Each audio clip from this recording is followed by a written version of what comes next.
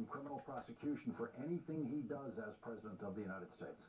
Because the Supreme Court knew that presidential immunity did not exist in the Constitution when Richard Nixon was president, Republican Richard Nixon knew that he could face criminal prosecution for his cover-up of the Watergate burglary and other crimes that he committed while he was president, and that's why he got a pardon from President Gerald Ford after his vice president, Gerald Ford, became president, after Richard Nixon resigned from the presidency. Richard Nixon knew he needed that pardon. Everyone working for Donald Trump knows that they do not have the same immunity that the Supreme Court gave to Donald Trump, and everyone working for Donald Trump should know that Richard Nixon's White House chief of staff, his White House counsel, his attorney general, and dozens of other people working for Richard Nixon were convicted of crimes and sent to prison. And so, if you are Donald Trump's criminal defense lawyer, Todd Blanche, and if you are now managing a cover-up of the Epstein files in your position as the Trump Deputy Attorney General, you know that only Donald Trump can grant you immunity from prosecution for anything you do as Deputy Attorney General. Donald Trump can do that by issuing a blanket pardon to everyone working for him that would in effect give them the same immunity Donald Trump already knows that he has. And so Donald Trump's Attorney General and Donald Trump's Deputy Attorney General are blissfully violating federal law tonight, as they have been every night since Friday, by refusing to release all of the Epstein files. They know Donald Trump can pardon them for any federal crime they might commit. When asked about the Epstein files today, Donald Trump said, "They are asking me questions about Jeffrey Epstein. I thought that was finished." Those were his exact words. If Donald Trump really thought that was finished, that would be more public evidence of Donald Trump's neurological decline. But it seems that it was really just a standard Trump lie, just like the other lie Donald Trump told about Jeffrey Epstein today. Donald Trump said, quote, "Everybody was friendly with this guy." That is a lie. Most rich people in New York had nothing to do with Jeffrey Epstein back when Donald Trump was publicly calling Jeffrey Epstein a terrific guy. Now, my wife is standing here, so she looks at me, and I look at her, and we say, "I'm sorry, we have to go." And we left. And in the 6 or 8 steps it takes to get from his house to my house, my wife and I decided that I will never be in a room with that disgusting person ever again. So I was never in the room with him socially, for business, or for even philanthropy. If that guy was there, I wasn't going, because he's gross. He lived next door to Jeffrey Epstein, would have nothing to do with him. Donald Trump's incompetent and clownish Secretary of Commerce lived next door to Jeffrey Epstein, and he refused to have anything to do with Jeffrey Epstein. So no, everybody was not friendly with that guy. Donald Trump was very friendly with that guy. And at the height of Jeffrey Epstein's sexual abuse of children and sex trafficking, Donald Trump said in 2002, "I've known Jeff for 15 years, terrific guy, he's a lot of fun to be with. It has even said that he likes beautiful women as much as I do, and many of them are on the younger side." The younger side. How many 48-year-old men do you know who invite 14-year-old girls to their parties? Jeffrey Epstein did that, and so did the 48-year-old Donald Trump. The New York Times reports that Donald Trump held parties at his home in Florida where he invited 14-year-old girls. Tina Davis, who worked with Ford models in the mid-1990s, said in an interview that her Ford booker instructed her to get dressed up and attend a Mar-a-Lago party in late 1994. Just 14 and new to Miami, she was told to dress sexy, according to her mother, Sandra Coleman, who had accompanied her to Florida. 8 or 9 other models came along on the bus. All the girls were really young, Ms. Coleman recalled in an interview. Some of them could have been in training bras. When they arrived at Mar-a-Lago, Ms. Coleman said her daughter was promptly handed a glass of champagne. She took it away, but waiters kept offering more. Each time one of the middle-aged men at the party approached her daughter, Ms. Coleman would walk over and introduce herself as Ms. Davis's mother. During a trip to the bathroom, they ran into Mr. Trump's new wife, whom they had met earlier. Marla Maples clasped her hands Ms. Coleman recalled and looked her in the eye. Whatever you do, do not let her around any of these men, and especially my husband, she told Ms. Coleman. Protect her. 14 years old, invited to Donald Trump's home, handed champagne repeatedly. Unlike her former husband, Donald Trump, Marla Maples, Donald Trump's second wife, responded to New York Times inquiries about that story. The New York Times reports Ms. Maples denied making the comment, "I would always protect young women in any way I could," she said, "but I am sure I didn't specifically say that about my daughter's father." Donald Trump's second wife, Marla Maples, received a substantial financial settlement in her divorce from Donald Trump. The Times reports Mr. Epstein was a frequent guest at Mar-a-Lago parties. A woman who said Mr. Epstein trafficked her in the late 1990s and early 2000s recalled attending at least a half a dozen of the parties beginning when she was 17. She told the New York Times that the invitations she received when she was 17 were, quote, to be Donald Trump's guest at Mar-a-Lago. According to one invitation she shared with the Times, the parties were open bar and no one checked IDs. She said Mr. Trump was always all over them, she recalled. A 20-year-old model who attended a Trump party at Mar-a-Lago told the New York Times, "I had a glass of champagne and I immediately felt not well," Ms. Brock recalled, adding, "I thought my drink had been spiked." According to the New York Times reporting, Donald Trump and Jeffrey Epstein attended parties at each other's homes. The Times reports one of the women, who has never before spoken publicly about the experience, told the Times that Mr. Epstein had coerced her into attending 4 parties at Mr. Epstein's home. Mr. Trump attended all 4, the woman said. At 2 of them, she said, Mr. Epstein directed her to have sex with other male guests. In an email among those released by Congress in November, Mr. Epstein boasted that he gave Mr. Trump a 20-year-old woman whom Mr. Epstein dated in the 1990s. In a 2010 deposition, Mr. Epstein was asked if he had ever socialized with Mr. Trump with girls under 18, and he did more than 3 dozen, as he did more than 3 dozen times during the deposition. Mr. Epstein invoked his constitutional right not to answer. At one of those parties, here's how Jeffrey Epstein introduced himself. Quote, "I'm Jeffrey. I'm Don's best friend." That's how Jeffrey Epstein introduced himself to a beauty pageant contestant at one of Donald Trump's hotels. That contestant, Beatrice Kuhl, told the New York Times, quote, "One of Mr. Trump's employees asked her to meet privately with him in a suite upstairs. Almost as soon as she arrived," Ms. Kuhl said, "Mr. Trump began groping her, kissing her, and trying to lift her dress. I yelled, I screamed, I pushed him," she said. "He didn't want to give up." She said she was withholding some details of what happened because she had been subject to anonymous threats. Ms. Kuhl also provided the Times with pictures of documents corroborating her participation in the pageant and of herself with Mr. Trump. So that is a case of sexual assault by Donald Trump that has not previously been reported, that was reported there by the New York Times and not denied by Donald Trump when given an opportunity by the New York Times. Donald Trump has not been charged with anything connected with Jeffrey Epstein's crimes. Marina Lacerda spoke publicly for the first time outside of the Capitol on September 3rd. My name is Marina Lacerda.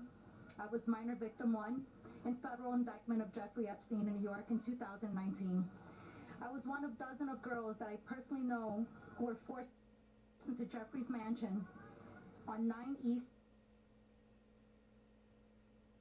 71 Street in New York City when we were just kids. Today is the first time that I ever speak publicly about what happened to me. Victim 1 to recruit other girls to engage in paid sex acts, which she did.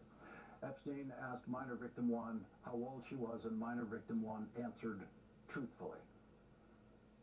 She was 14 years old.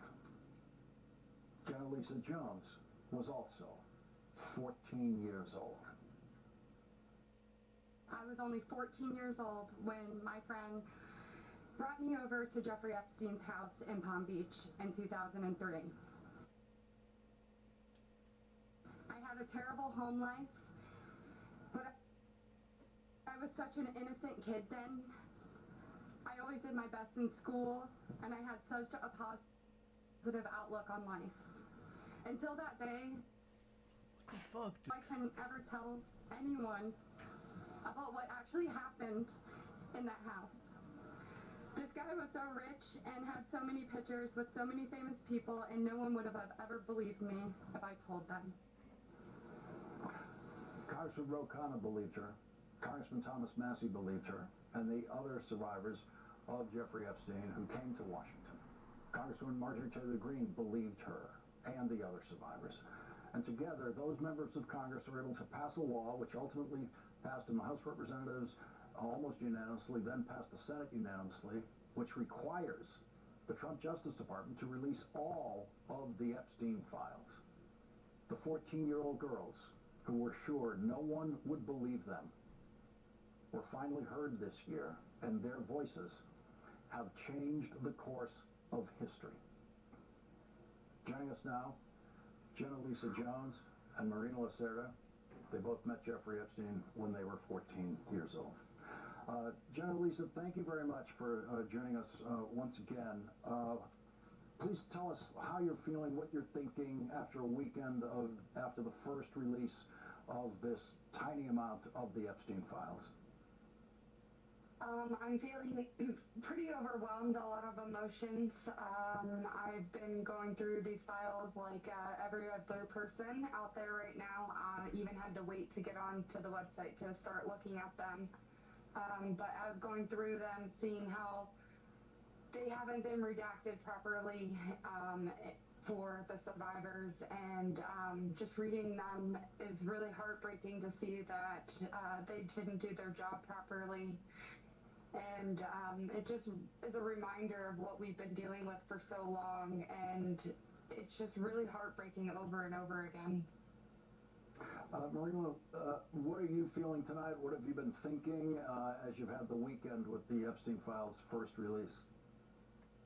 Well, I think all of us survivors are feeling very frustrated that the DOJ did not do their job correctly. I mean, they have one job here, it was to redact the victim's name, and it seems like they're protecting the wrong people here. As we go forward, Jenna Lisa, let me ask both of you, but start with Jenna Lisa. What are you hoping happens next? Well, I hope that they get held accountable for not doing the full release of these files, however that may look. I mean, they had the job to release all of them. They should be held accountable for not doing the redactions properly. It's just very frustrating that we even are sitting here having to see, like, what are we going to do next? They should have done their job properly. They knew that this was coming. This is just a joke. It's once again a slap in the face to all of us. Marina, I'm thinking about, go ahead, Marina, please. I feel the same way. This has become a circus act. It is something that the whole world is waiting for at this point, and here we are again protecting the wealthy elite men. It is ridiculous at this point, and we are tired of it, but we will not stop fighting for this. Jenna Lisa, the redactions were not complete, so there are some survivors whose names have appeared now for the first time publicly, who didn't want their names. They haven't made the decision that you'd made, a difficult decision to go public. And the Deputy Attorney General, Todd Blanche, on television yesterday said that if they had released names of victims and survivors that had not been released before, or released them at all, that would be a crime. He said that would be the true crime. But he actually committed the true crime against some of the people whose names were released against their will. Yeah, he definitely did. I found numerous girls that I was friends with that I didn't even know that were victims of Jeffrey Epstein's on my own, and I know for a fact that they would not want their names out there, and I think it's heartbreaking. I mean, I cried last night reading their names because I know how hard this is, and to not have a choice whether your name is released or not is just, it's a crime, and people need to be punished for it now. So, Jenna Lisa, take us through that. You're reading the files, and was that one of the things that you thought might be possible, that you might actually discover that people involved, victims involved that you didn't know were involved? Oh yeah, because Palm Beach, I mean, in the high schools and all of us, it's like somehow everyone kind of knows everyone, and it was such a hush-hush thing that your group of friends you thought it was only your group of friends, right? So seeing some of these girls' names that I had went to high school with, and later on, even once we had kids, it's just really horrific to see because it's just something we didn't know about each other, and now I know that about them, and I feel so sad because they didn't ask for this, and they're getting thrown into this circus act. Marina, have you had any similar surprises in anything you've seen in the Epstein files? I have not found anybody that I know. I have not searched either. I think I've been so deep in searching for what I've tried to come across that has to do with me. But I do have to agree with Janalisa. There has been a lot of survivors named that I don't know them, but it is very sad to say that their names are out there. And even the survivors' names that are out there, we do not want our information out there. It is so, I mean, like Janalisa said, it is another slap in our faces. We have asked for the DOJ to do a simple job. It is to redact our names, and it almost feels like they did this on purpose. Mm-hmm. Like I was saying, dude, talk protect Trump and slam the victims, expand dude. on that a little bit. So you're reading it and you see this Protect information. Trump You know, and slam the victims, dude. You are, in effect, complainers already about this Justice Department. You have brought your complaint forward over the months saying, we want the Epstein files released. You know they didn't want to release it. You know that they basically considered you their political opponents of the day who they somehow were trying to overwhelm. And then when they actually do release some material, they do it in a way that you're saying feels to you like they're actually trying to harm you and get back at you for what you've demanded. You know, they can try, but this only makes us stronger. It's just like when they called us a hoax. It gave us more of a voice. It gave us a stronger voice. And this is why I say we will not stop fighting. And the DOJ or, whoever's working on this, because right now we are all confused. It is so many different people that they're blaming one person, another, Todd Blanche, the DOJ, right? We're looking at this as survivors like, can you guys do your job correctly? This is, we were humans. We were children at one point. I know everybody looks at us as grown women, but we have to look at ourselves as 14, 15, 16-year-old, and we have to remind ourselves again that women in their 30s and their 40s as well get groomed and get sexually abused and raped. So we asked the DOJ to do their job. It was very simple. It is to redact our names and to bring these men to justice. We've had enough. It is 2025. Why are we even wasting our time and America's money on this? It's ridiculous.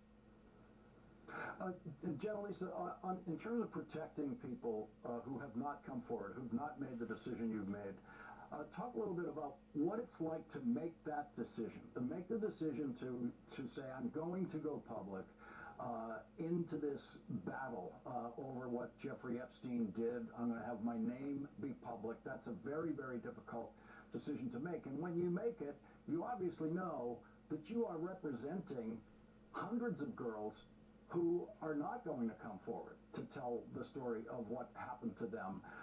And that's a confidentiality I think we can all respect. Whenever we hear from any of you, we have to understand that you are a representative of hundreds of other survivors who are out there who are hoping that you can do this for them.